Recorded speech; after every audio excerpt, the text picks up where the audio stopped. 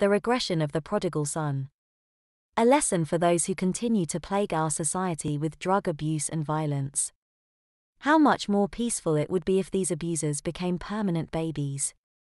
No jails, just cribs and peaceful, coexisting households. Justice would then be done. Jeff walked into his mother's house with the air of a conquering hero. True, he was nearly penniless, but a few days of drug dealing in this hick town ought to rectify that, he thought. It hadn't been smart to try and cheat the mafia on a drug deal, he decided, but the opportunity had been too good to pass up. Jeff figured he could send them some money and buy them off after he got in business again. After all, it wasn't as if they actually lost money on the deal. He could set up shop in his hometown until he made enough money to make a payoff. Until then, he'd lay low. If they caught him before he made some kind of deal with them, they'd kill him. He set his bag down on the floor and waited in the living room for his mother's return. He called his girlfriend from next door and told her he was in town to stay. Now he wouldn't have to drive here to go out on dates with her. He'd have dumped her long ago if she hadn't been such a looker. He had high hopes of getting her hooked on drugs so he could introduce her to the porno film business. He could make a fortune off of her. It was just a good thing that she didn't know about his other girlfriends in the city and all the engagement rings he had given out there. He wondered what his mother would say if she knew about all of his girlfriends and the porno films he had made after dosing them with drugs. She'd probably want to have him arrested. She hadn't approved of his lifestyle very much when he left 3 years ago, and he doubted she would now either. Still, it made a good place to hide while he planned his next move. His mother came home from work and greeted him with a definite expression of distaste on her face. She wondered if he was still dealing drugs. If he was in for a shock. She had thought long and hard about what she would do if he came home and acted that way again. She told him he was welcome to stay, but his drugs and his lazy lifestyle stopped at her door. If he wanted to stay under her roof, he would have to abide by her rules. 2 days later, she found his stash while cleaning his room. She called a friend of hers named Melissa and told her what she had found. Melissa agreed that drastic measures would be necessary to save her little boy. That evening, Melissa and Jeff's mother waited in the sitting room for him. His mother told him that if he wanted to act like a wayward child, then fine, she would treat him like a child. His mother gave him an ultimatum: he could either stay home for the next 2 months and obey her every order, or she would call the police and turn him in for possession of narcotics. He agreed, and Melissa told him to roll up his sleeve. Melissa injected him with a drug, and within minutes he was drowsing on the couch. They quickly stripped him and dressed him in the new clothes they had bought for him, then took him up to his newly decorated room to put him to bed. The next morning Jeff woke up feeling very strange. His head was spinning and his crotch felt like it was covered in something odd. His bottom made a crinkling, plastic sound when he moved it. He tried to put his hands down to feel what he was wearing and discovered that his hands were handcuffed in place. He struggled for an hour before he finally gave up and fell asleep again. When he woke, he found that he had to go to the bathroom. He was desperate, he had to urinate immediately. He screamed and called out for help for 15 minutes before his mother arrived. She looked down at him and said, "How's Mommy's little boy today? Is he thirsty? Does he want his BABA?" He looked up at her and said, "What have you done, Tome, you bitch? Why am I locked up like this? Let me out of here this minute or I'll get out of here myself and beat the hell out of you. Do you hear me? Let me out now." His mother pulled up a chair beside him and said, "Honey, Mommy doesn't like that kind of language. Mommy doesn't want to hear any more threats or cursing from you. If you want to scream or cry like a baby, feel free. We live too far from town for anyone to hear you. But no naughty language or you'll be punished, do you hear? Mommy put you in there to teach you a lesson and you'll stay in there until you've learned it. If you haven't noticed it by now, you're handcuffed into a baby crib and you're wearing diapers. You'll stay in that crib until your behavior improves. All you'll be fed, and I do mean you'll be fed, you won't be eating by yourself, is baby food while you're in the crib. If you're thirsty, you'll drink from a baby bottle. Since you seem to like drugs so much, Mommy's friend, Melissa, has given you a drug that makes you very susceptible to suggestion. Mommy has been playing a very special tape of subliminal suggestions for you all night. By the time the suggestions have been thoroughly implanted into your deepest part of your unconscious mind, you'll find it very difficult to resist any of my orders from now on. Mommy has gotten tired of your criminal behavior and has decided to change it. When Mommy gets done with you, honey, you're going to be law-abiding and respectful. Let me tell you a little story that Melissa told me when I told her what you had done. During World War II, a criminologist decided to use behavior modification on a group of criminals sentenced to long terms in prison. He handcuffed them to their beds and dressed them in diapers as an experiment to see if he could regress their personalities to cure them of their criminal tendencies. If they had to go potty, they had to do it in their diapers while lying in bed. All he fed them was baby food and formula from baby bottles until the experiment was over. Within a month, they were cured. Of course, the treatment did create some minor problems for the prisoners. They all had to be toilet trained again and they had to be separated from the other inmates. You see, honey, they became babies again and couldn't take care of themselves. That's what's going to happen to you, honey. You're going to be Mommy's baby again. The psychologist who conducted the experiment only used diaper training, enforced bed rest and feedings to make the changes in his subjects. Mommy's way will be a lot quicker. The drugs we'll give you along with the subliminal tapes will regress you in no time. Mommy will have her sweet little boy back in a couple of weeks. We'll be the perfect family again. Your sister Eileen will enjoy having a baby brother to fuss over and take care of. Doesn't that sound nice? Jeff was livid. No one, not even his mother, could get away with doing this to him. He started to scream. He was unable to scream the final words of his curse at her. She had taken a medication pacifier and forced it into his mouth, then squeezed the bulb on the end to push the medication into his mouth. His mother pinched his nostrils to make him swallow the vile stuff. He coughed and gagged on the foul liquid as it slithered down his throat. It was his mother's old standby, castor oil. Jeff's eyes turned red from holding his breath as she tilted his head back and massaged his throat. His mother was making her point in no uncertain terms. He was being punished for his language. When the pacifier was empty, she removed it, refilled it and gave him another dose, and another and another and another. His mother talked sweetly to him as she worked. Now this should coat your tummy and make you poo-poo in your diddy very, very soon. Do you remember this, honey? I used to give you this when you were a baby. I would give you some when you were irritable and out of sorts. Irritability usually means that a baby is full of poop and needs to be relieved of his constipation. Jeff cursed around the pacifier and managed to make himself understood. When she was finished, she took the pacifier from his mouth and replaced it with another larger, adult-sized pacifier.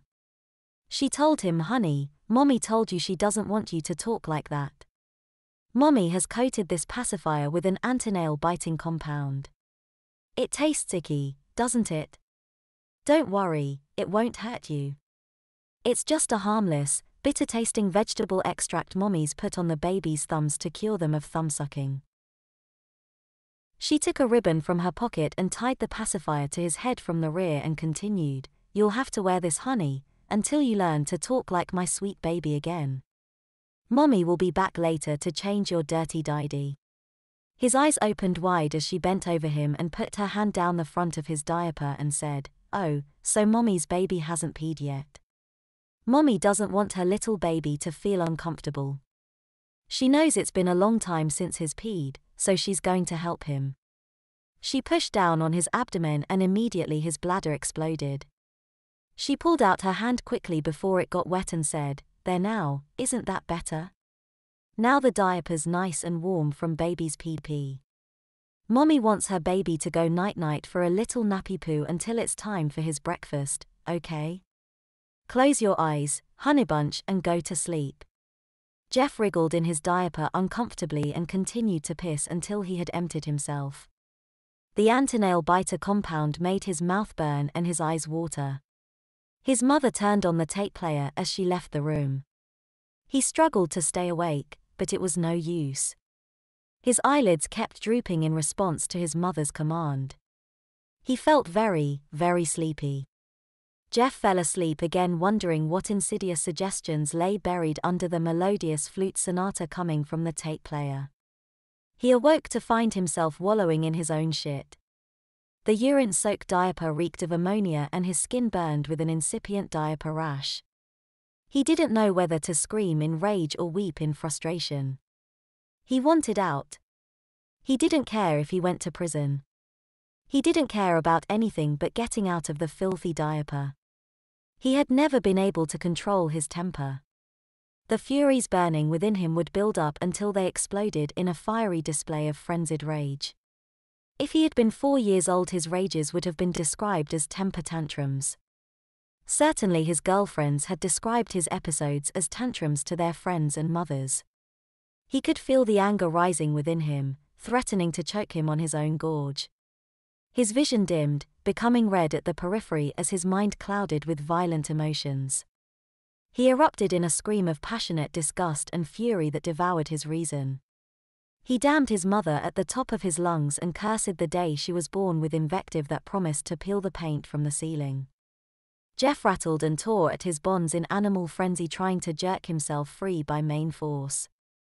Melissa and his mother burst into the room together and fell on the howling monster who had been her son.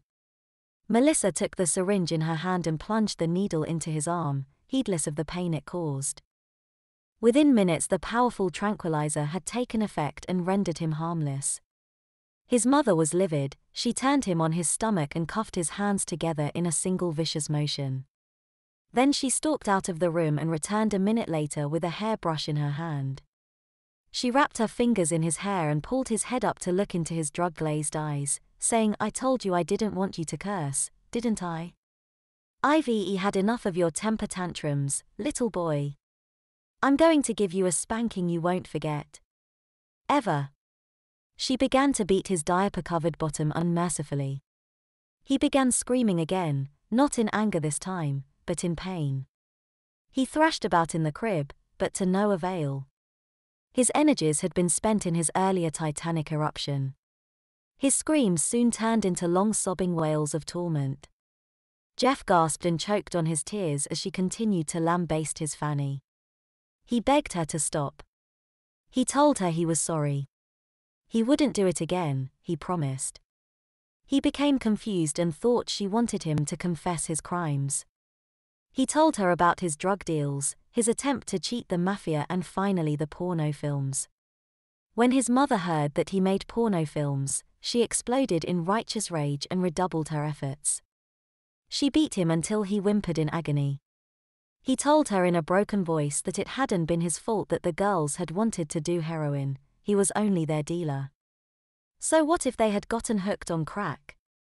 They were only sluts, weren't they? It hadn't been his fault that the girl had jumped off the balcony. If the girl had done what she was told, he wouldn't have had to punish her. All she had to do was follow orders. Surely she remembered taking orders from her father. The stupid bitch couldn't have been older than 15. He had been careful with the cigarette burns, hadn't he? They wouldn't have shown up on camera. And the swelling in her face and tits would have gone down in a few weeks. When she heard this, his mother stopped cold. This wasn't a rebellious son she was trying to cure of disobedience. This was an evil, child-corrupting, murdering fiend. Melissa stood at the crib's side in stunned shock. She had known he was a drug abuser, but this went beyond any mere drug offense. He was hideously evil. She took his mother aside and began to talk to her. They had to do something about him. They couldn't let him loose upon the world again. They had to pull this foul beast's fangs before he did any more damage. Melissa told his mother that she had something she had been working on at the lab that might help. She was a medical researcher who studied the metabolism of aging and had a serum in the final stages of testing that could reverse the aging process. If Jeff was turned into a very small child again, he wouldn't be capable of hurting anyone. It was preferable to their only other alternative, and that was to kill him. His mother agreed to Sally's plan at once. Melissa left to go to the lab for the serum while his mother stayed to watch over him. While Melissa was gone, his mother sat in the rocking chair in his bedroom and considered the beast who had been her son. He had succumbed to the tranquilizer and snored as she glared at the face that had betrayed everything she had taught him. That face, the face of evil. It's not my little boy's face anymore, she thought, staring at his luxuriant mustache that was his pride and joy. She got up from the chair, went to the bathroom and returned with her ladyship and a jar of depilatory cream. A minute later she was shearing the hirsute symbol of his manhood away with her razor. She finished by putting a thick coat of depilatory cream on his upper lip where his mustache had been. She didn't want to see any roots left of his manhood to remind her of what he had done. When the cream had done its job, she carefully wiped it off his face. She was astonished how young he looked without it. It was as if the evil that was within him had been contained in his mustache. Now that it was gone, so was the evil that went with it. He looked so innocent lying there in the crib. Then the smell from his diapers hit her and she realized that he was still in his soiled diapers. She unfastened his diapers and cleaned him up, then put him in a fresh diaper. No matter what he had done to those poor girls, she was still his mother and it was her responsibility to take care of him. When Melissa returned with the drugs to transform him into a child again, she took the drugs from her, thanked Melissa and told her to go home. His mother would take care of her son's punishment herself. Several hours later she returned to her still sleeping, but restless charge as she set up the enema bag and put on a pair of latex gloves. Melissa said that the enema was the best means to use to begin the medication treatment and she was about to give her son his first lavage. She undid his diapers and spread his legs as he slept. Then she took the syringe and bottle of topical anesthetic Melissa had given her out of her pocket. The syringe was filled with the semi-hypnotic, Versed, and had amnesiac properties. Once dosed with Versed, he would be unable to resist the treatment and would immediately forget what had been done to him. He wouldn't even have bad dreams to disturb his psyche. His mother picked up the bottle of spray anesthetic and thoroughly sprayed a small spot on his butt. She quickly injected him with the Versed and sat down to wait for the drug to take effect. A half hour later, she inserted the lubricated nozzle of the enema bag and gave him the medication till the bag was empty. She was sure that if he had been awake, he would have been very obstinate and have fought the treatment. This way he would know nothing. Once the bag was empty, she added several more diapers and inserted a tampon in his rectum to retain the enema and prevent its premature expulsion. The drug needed several hours to be fully absorbed by his intestinal tract. She noted his hairy body with a moue of disgust. Although she had a strong desire to shave him, she had been assured by Melissa that his hair would disappear within several weeks and he would be as smooth as a baby. That was fine by her. She covered him up and left the room once more. 2 weeks later, he stood before a full-length dressing mirror looking at what he had become. All he saw was an oversized baby boy with plastic pants blooming out over his bulky cloth diapers. He could hardly believe he was really 22 years old. He looked so childish and babylike. In addition, he seemed to be shorter in height. Was this possible? Or did the baby clothes and his submissive posture make him look smaller? He appeared to be at least 6 inches shorter than he had last week. He had found it was impossible to be fed baby food without dribbling food on his bib. Eileen and his mother took turns feeding him and neither one showed him much sympathy when he dribbled. They simply shoveled another spoonful in his mouth. It wasn't humanly possible to keep up with them. His tongue and teeth always seemed to be in the way of the spoon. The day he had chipped one of his teeth on the feeding spoon, his mother had shown no compassion at all for his pain.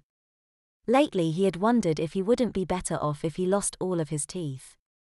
If he tried to talk, he'd gag on the food, and if he put up his hands to try and get them to pause for a moment, they'd tie his arms to the high chair and double the pace of feeding. At the end of a meal his face and stomach would be covered in baby food and the tray of the adult-sized high chair they fed him in would be a mess. Eating had become a humiliating ordeal. He looked out of the window at the sun to try and estimate the time. Soon Eileen and his mother would be up in his room to force-feed him his lunch of cured vegetables followed by several bottles of infant formula. He glanced back up at his face in the mirror after staring at the reflection of his diapers. The weeks of nipple sucking had enlarged his cheek muscles and rounded his appearance into an infantile moon face. He saw to his dismay he had been slobbering down his chin and hadn't even realized it. The bib was soaked with drool. He realized with utter despair now that his mother's regression treatment was working. She had never wanted him to grow up. She had been perfectly happy with him when he was her baby boy. His personality was breaking down and he was turning into a dependent infant. He had woken up 3 days in a row with his thumb in his mouth and he found himself sucking it absent-mindedly whenever he was thinking about something. Jeff realized miserably that it had been a week since he'd had any warning about when he was going to pee. He'd just feel the urge and bang. There he'd be, peeing in his diaper like a baby. That wasn't the worst of it, even though had been behaving and she had let him use the toilet again to poop. Lately he'd been staining the back of his diaper. He had already had several small accidents in his diaper and it was becoming harder and harder to control his bowels. The urge to poop in his diapers was almost irresistible. He knew that soon, he'd lose his bowel control completely and start messing uncontrollably in his diapers like a true baby. The downstairs doorbell suddenly rang. His mother entered into his room trailed closely by her friend Melissa and said, "You'll be pleased to know I've called your girlfriend so she can see what you're really like. That must be her at the front door." Melissa folded her arms and snickered, "But first we are going to get you dressed." With Melissa's help, she pulled a frilly pair of nylon panties over his diapers and then put a very lacy and childish chemise on him. She made him stand and although he struggled somewhat, the medications had made him putty in the hands of the two very dominant women who were bent on changing his errant ways. The starched petticoat followed and was secured behind him to prevent him from fussing with it or removing it. It was short, coming to about halfway down his legs, covering his diaper and pretty frilly panties. The baby frock was purple with white polka dot crinoline fabric with a satin ribbon tied around the waist and had puffed sleeves. The outfit was very fitting for a 2-year-old, but hardly appropriate for a 20-year-old adult male. A dress, he thought to himself, why are the bitches putting me into a dress? What's happening to me? Why can't I stop them? I'll look like a fucking pansy. If Megan sees me like this I'm finished. The dress was several inches shorter than the petticoat and exposed his diapered condition for the world to see. They made him sit before pulling short white anklet socks with lace edging on his feet followed by black patent Mary Jane strap shoes. He was allowed to get up and led to the door. "Now get down those stairs so your girlfriend can have a good look at what kind of man she's been dating. After she sees what a big baby you've become, I don't think you'll be going out for quite a while. For that matter, I don't think she'll want to date you ever again. Either." He whimpered and recoiled away from her touch. "Come on, Jeff, it's time you said goodbye to your girlfriend," his mother said in a delighted tone, taking him by the hand and leading him to the door. Jeff could only sob in bitter defeat. He struggled against his mother's demands in a last futile effort at independence before surrendering, before he acceded to the inevitable and went submissively to meet his fate. Eileen was waiting for them outside his door and took him firmly by the other hand to lead him down the stairs. Jeff thought about what Megan would say when she saw him like this and in a last-minute panic screamed, "No, no, please don't make me go down there. Let go, you bitches. I'm not going down." His mother had grown exceedingly tired of his tantrums, tirades, abusive language and the plain simple fact that he spoke. She longed for the days when her baby was too sweet, too pure, too innocent to misbehave. She whispered in Melissa's ear, who whispered back. His mother nodded in return to Melissa. "Be quiet," Melissa roared. "Babies shouldn't talk back to their mommies. Your mother has grown tired of your petulance, Jeff. She won't put up with it anymore. And neither will I, as a matter of fact, babies shouldn't talk at all. I'm going to put an end to your cursing and use of profanity right now. Melissa reached into the side pocket on her blouse and withdrew a capped syringe. Melissa injected the needle into John's upper thigh and squeezed, forcing a green-tinted liquid into his muscle. All that came out was baby gibberish. The serum was causing him to babble like a baby. Everyone looked at him and giggled, then burst out in laughter. Eileen then turned to Melissa. It's certainly an improvement over his cursing. How long will this wonderful language last, Melissa? Melissa smiled at her and gloated as she placed the needle back in her bag. As long as he lives, Eileen. Mr. Pottymouth will never speak another word again. The effect is permanent. I decided to give him a drug to accelerate his change into a baby. Instead of taking a month to change, he'll be a baby by tomorrow. The enema treatments would take another 2 weeks and I had to act quickly. I didn't think we could control him if he threw a tantrum. He'll be as weak as a baby now with about the same muscular abilities. His sister Eileen looked at him gooing and garring in a fit of rage. Serves you right. Now you talk like the way you look. Baby. Baby. Baby. Ha ha ha ha ha. Jeff shot her a look of pure hatred and noticed with shock that even in her stocking feet she was looking down at him. Even though he was wearing shoes, he actually had to look up to see her. He was startled by the notion that he was shorter than his younger sister. Was his imagination playing tricks on him? Or was he shrinking? The thought terrified him. His mother laughed and grabbed him by the wrist, then marched him the last steps towards the stairs. Without his mustache, he felt naked. He wondered if Megan would recognize him without his mustache. She had never seen him without his handlebar. It had been his trademark, his symbol of his virility and manhood.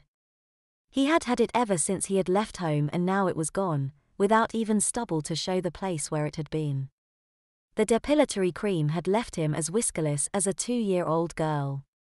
He was an adult caricature of an infant, his formula awash stomach bulged over the diaper in a inane parody of an infant's protruding belly. His mother had even thinned his hair to make it look more baby-like in appearance. John's hair was silky soft like a baby's and his scalp could be seen clearly. All that remained of his carefully coiffured head of hair was a close-cut, well-disciplined style more appropriate to an infant's first haircut than a man's. He wasn't even able to walk like an adult because the bulkiness of the diapers forced him to waddle like a toddler. He had to be helped down the stairs like a small child still learning to walk. The crisp crinkling noise of the plastic pants reminded him with every movement how he must appear. Megan would see him diapered like a baby. What if he had an accident in front of her? How could he explain what his mother had done to him? With Eileen smugly in the lead, clutching his hand tightly and with his mother and Melissa behind, he stumbled down the stairs to his intended fate. He rounded the landing to see Megan, his girlfriend, staring up at him with a shocked expression on her face. She was appalled to see her once proud boyfriend dressed as a drooling baby in a crinoline frock and starched petticoat. She wasn't sure if it was the angle she was viewing him from or the juvenile clothes he was wearing, but she would swear he had gotten smaller. As he stepped down the stairs, the petticoat billowed up in front and fully exposed his fancy lace panties. The thick bulge under his panties was obvious, he could only be wearing one thing underneath, diapers. He went tearfully down to see his girlfriend and to say, "Nighty-night, baby style." His angry girlfriend stood at the foot of the stairs with her hands upon her hips, witnessing his slow, tottering waddle down the stairs. When he finally arrived at the foot of the stairs, he slipped and fell on his bottom with a thump. She laughed a bit at his clumsiness and the fact he was wearing a little girl's outfit. Apparently his mother was punishing him for one of his temper tantrums by humiliating him. Megan stared down at the frocked apparition before her. The starched petticoat was erect and made the dress pop up in front, revealing his bare legs and underclothes. Apparently the stress of the fall and the thick diapers had burst the seam of the too small panties. The crotch seam had parted, allowing them to roll up around his waist and disclosing the plastic-covered diapers beneath. As Megan glared down at his tear-streaked face, a huge yellow stain began to appear under his translucent plastic pants. She looked at his pee-drenched diapers and shook her head in disbelief. Then she told him in a condescending tone that she couldn't be a baby's fiancé and kissed him goodbye patronizingly on his forehead. He gurgled and babbled his apologies to his former girlfriend, but all that came out was an infant's prattle. Megan removed the engagement ring Jeff had given her and appeared to consider returning it to Jeff for a moment before offering it to his mother instead.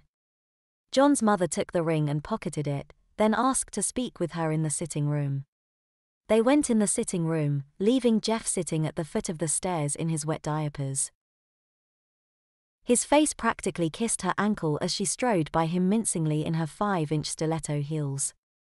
There was nothing more he wanted at that instant than to suck on her nylon-clad toes and bite her perfect ankle.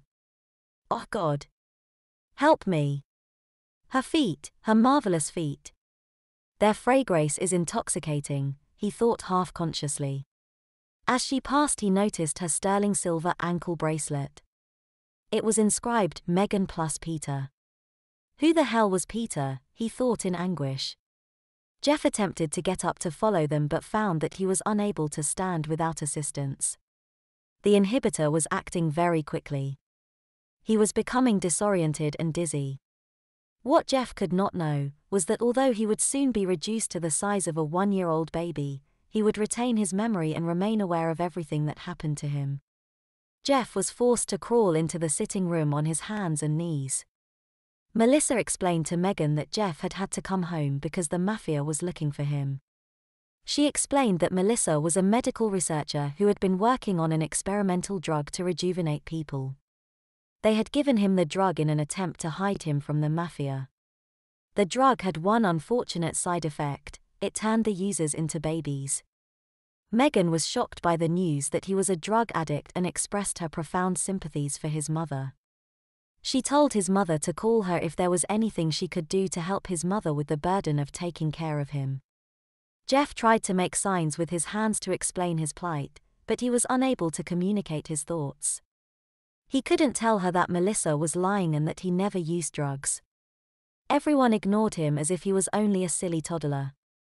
Try as he might, he could only gurgle baby gibberish. Suddenly, Jeff began pooping like a baby into his diapers in front of everyone. Oh, no, he thought, oh please God no. Not in front of Megan.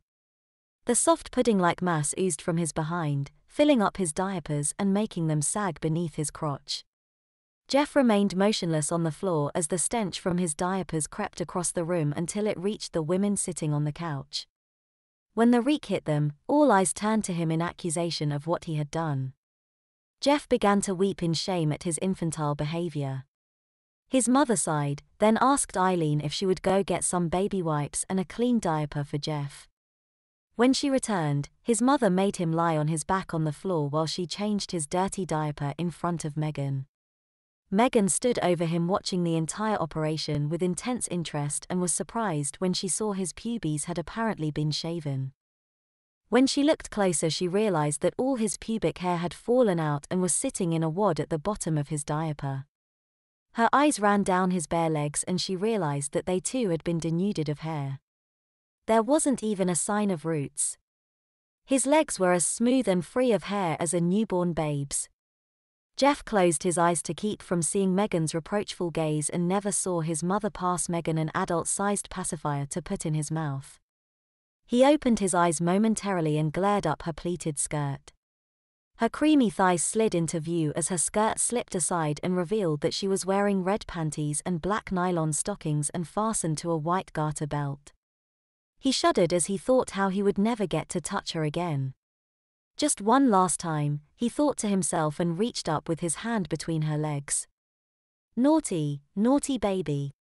Mustn't touch, she said with a chuckle as she intercepted his hand and placed it firmly at his side.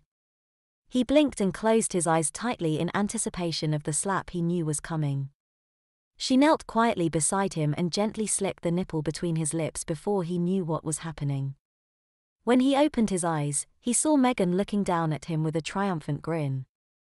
It was obvious from her expression that she was enjoying his predicament. Megan looked down at him and said, "So Mr. Macho thought he could con me into taking drugs and becoming one of his film sluts, didn't he? You've gotten exactly what you deserve, you bastard. Did you notice my ankle bracelet? I came over to tell you I was breaking off our engagement. I'm engaged to a boy named Peter now. Do you remember him? I'm sure he remembers you. You used to beat him up and steal his lunch money when you were in grade school. He's twice the man you ever were. I hope you like being a baby again. I'm going to enjoy watching your face when your mommy dresses you up in little baby clothes and takes you out for a morning walk in your stroller. When I see you out there, I'm going to call all our friends so they can come over and see what a big man you've become. I hope I get the chance to come over and babysit you. I want to see you crawling at my feet, crying for me to change your dirty diaper." John's mother pointed out to her that she really needed some additional help to take care of her son in the mornings now that he was a baby again. She asked Megan if she would be interested in the job. After a few minutes of discussion, Megan agreed to become Jeff's permanent babysitter. She wanted a chance to show him how being treated like an object felt. When she got finished babysitting him, he'd be a whimpering little crybaby. She agreed to come the next morning for her first day as his babysitter and bid everyone goodbye, including baby Jeffy. He looked up her pleated skirt again in a frenzy of frustrated lust, admiring her ample feminine charms and mourning his loss of access to them.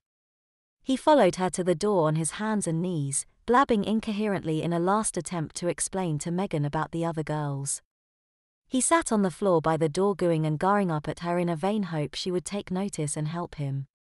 His mother looked down at his futile attempts to speak and explain to Megan with a smile that her baby boy was trying to tell her goodbye. She grabbed his lower arm in her hand and waved it up and down, telling him to wave bye-bye to Megan and asking him if he could say bye-bye. He struggled with the words but was unsuccessful. In the end he was forced to wave a tearful bye-bye as she took her leave of him. Melissa told her then that it was time for Jeff's special medication and that due to its potency, it had to be delivered by enema. She stated that the medication was necessary to maintain his development as a baby.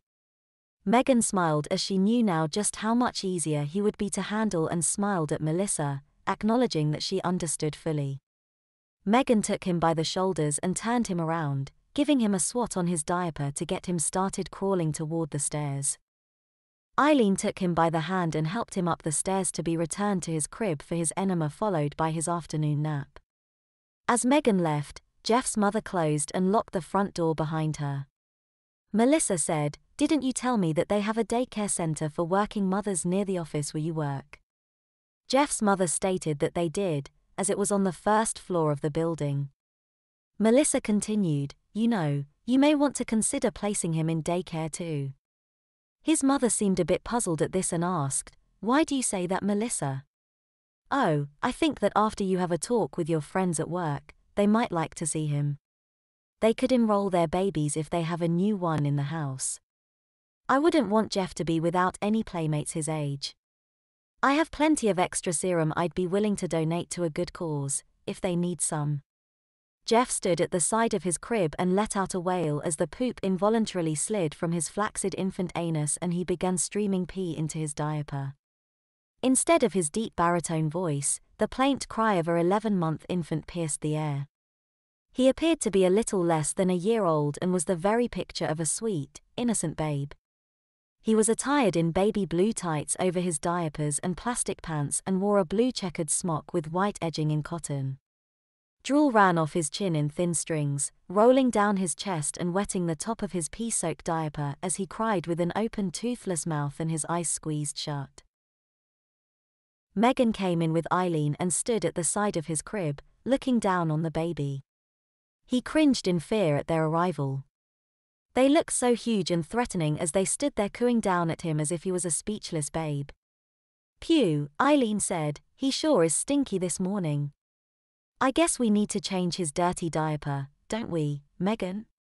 She nodded her agreement as she scooped him up and placed him unceremoniously on the changing table. As Megan began changing him, he realized that he was a helpless baby and there was nothing he could do about it.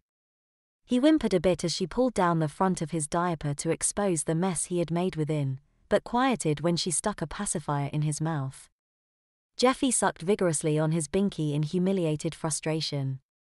"Poor Jeffy," Megan said sympathetically. "He doesn't like pooping in his diaper, does he?"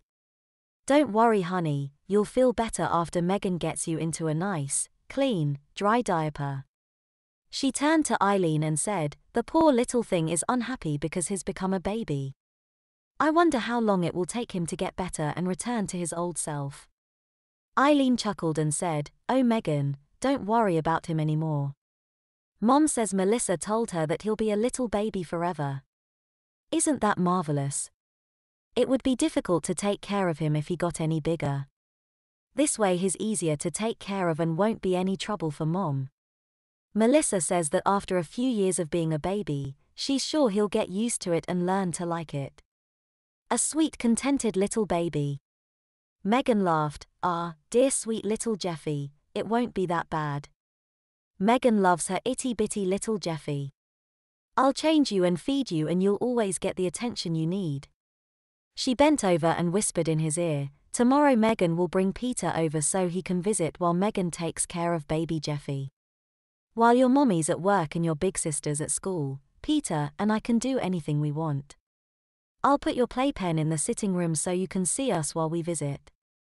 Jeffy will be so jealous when he sees Megan and Peter making love on his mother's couch. Maybe if Johnny's good, Megan will let him suck on her titties. Would Jeffy like that?